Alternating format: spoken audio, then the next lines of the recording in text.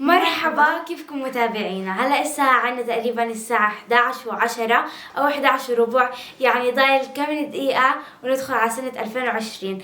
سنة 2019 كانت سنة كتير حلوة بالنسبة لنا، صار فيها شغلات حلوة وصار فيها شغلات مش حلوة. الشغلات الحلوة رح نضل نتذكرها، والشغلات اللي مش حلوة رح نحاول ننساها. صار معنا كتير شغلات في سنة 2019، وكان من أهمها إنه أطلقنا مسلسل مروان في رمضان، وطلعنا مقابلات تلفزيونية، حضرنا ايفنتات هنا في غزة مع اليوتيوبرز، تعرفنا على ناس كتيرة، تعرفنا على يوتيوبرز حبيناهم. كمان عملنا حملة بالمة فرنسا، وعملنا كمان أنت الأمل، وشو كمان، وكمان في الشاعر الصغير وكتير.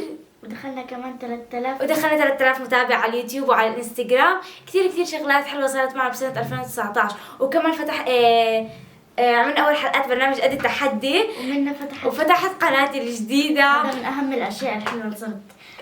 كتير شغلات حلوة صارت معنا بسنة 2019. عن جد سنة كتير كانت حلوة علينا، وإن شاء الله تكون كانت عليكم كمان سنة كتير حلوة.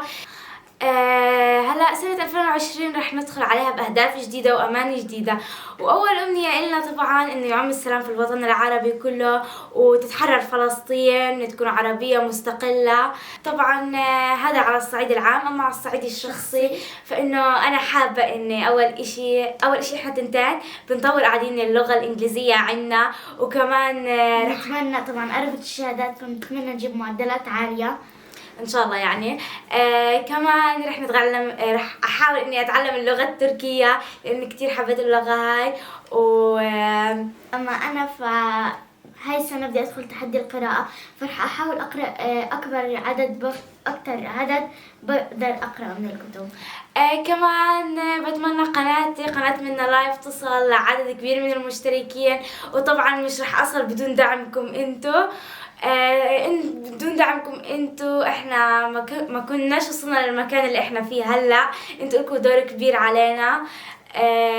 وصلنا 3000 شخص على اليوتيوب وعلى الانستغرام، كله بفضلكم، وان شاء الله بنكبر اكتر واكتر معاكم، وبنحبكم كتير. وان شاء الله سنة 2020 تكون علينا وعليكم سنة حلوة.